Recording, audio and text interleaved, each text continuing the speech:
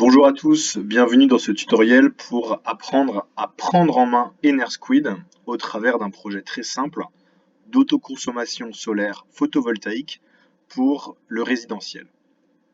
Alors nous nous trouvons actuellement sur enersquid.com, sur la page d'accueil, et en un clic ici, nous pouvons démarrer notre simulation. Nous nous trouvons alors sur la page projet, qui est constituée de trois onglets principaux. Un onglet de description du projet, un onglet ensuite de design de l'ensemble des technologies, et un troisième onglet pour étudier l'ensemble des résultats. Sur le premier onglet, nous allons pouvoir nommer le projet. Ici, nous allons le nommer un projet d'autoconsommation solaire photovoltaïque. Et nous pouvons spécifier ici la durée de vie du projet, le taux d'actualisation, le taux d'inflation et la devise utilisée. Dans le deuxième onglet, nous pouvons choisir les différentes technologies et les placer sur une carte. Nous allons tout d'abord nous rendre en France, par exemple près d'Alès, pour réaliser un projet théorique d'autoconsommation solaire. Sur la gauche de l'écran, ici, nous voyons plusieurs types de briques, des briques de consommation, de production, de stockage ou de conversion de l'énergie. En cliquant sur consommation électrique, ici, nous ajoutons une consommation à la carte, que nous plaçons par exemple sur un bâtiment. La consommation que nous avons choisi d'étudier est une consommation de type résidentiel, ce qui va définir le profil de la consommation énergétique au pas horaire sur un an. Et ici, nous pouvons spécifier l'énergie consommée en un an, que nous allons fixer dans cet exemple à 100 MWh, c'est-à-dire 100 000 kWh. Pour répondre à cette consommation, nous pouvons sélectionner tout d'abord le réseau électrique qui se situe dans l'onglet Production. Nous raccordons donc la consommation électrique au réseau de façon à approvisionner cette consommation-là.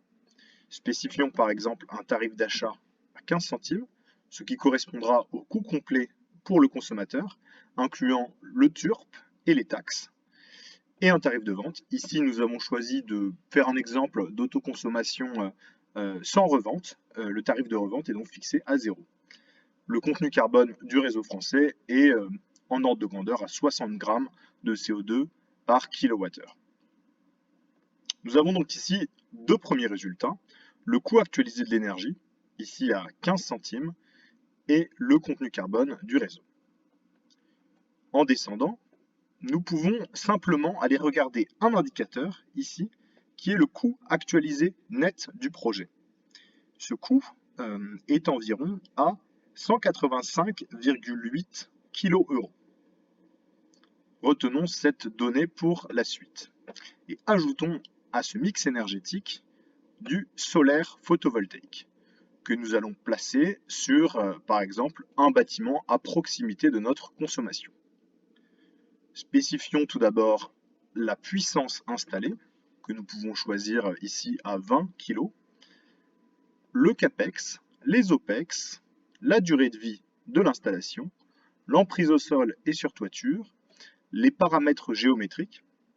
Ici, nous imaginons que le toit sur lequel sont posés les panneaux solaires est d'orientation et d'azimut optimal, le ratio de performance de cette centrale, le contenu carbone, et si nous disposions d'un fichier horaire regroupant l'ensemble des valeurs de la production solaire, nous pourrions ici l'uploader sur le logiciel. Si par exemple vous avez fait une modélisation sur un outil spécialisé, il est donc très simple de pouvoir ajouter cette production. Le logiciel dispose lui aussi d'une brique qui va pouvoir estimer, grâce à une base de données météo, la production de cette centrale. Nous voyons ici deux résultats principaux.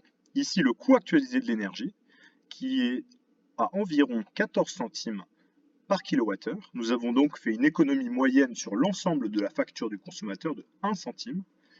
Et nous avons fait également baisser le contenu carbone de la consommation énergétique.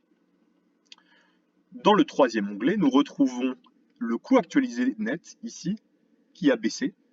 Nous voyons ici une économie générée qui est conséquente, qui est supérieure à 10 000 euros sur la durée du projet, réactualisée à l'année 1, un contenu carbone qui a baissé, la disponibilité qui est à 100%, une bonne autoconsommation à 92%, une autoproduction à 23%, des pertes réseau et puis l'emprise au sol et sur toiture de l'installation. Enfin, ici nous retrouvons la courbe interactive du projet avec différents indicateurs que nous pouvons afficher, comme la demande électrique. Ici, nous pouvons retrouver la production solaire, que nous pouvons afficher ici au pas horaire sur le mois de janvier, mais aussi au pas mensuel sur un an, ou encore faire le bilan annuel de l'installation. Si nous revenons à la production mensuelle, nous pouvons également afficher la production du réseau, qui est donc complémentaire de la production photovoltaïque. Nous pouvons également regarder au pas horaire sur une journée ici du mois de janvier ces différents indicateurs. Enfin, il est possible d'enregistrer le projet ci-dessous pour pouvoir le consulter plus tard. Vous pouvez enfin le partager grâce à l'URL et aucun utilisateur ne pourra le modifier. Par ailleurs, vous pouvez ici retrouver un manuel d'utilisation qui vous aidera si vous avez des questions techniques sur ce projet. Vous pouvez également nous contacter ici dans l'onglet Assistance. Je vous remercie beaucoup de votre attention et vous souhaite une bonne journée.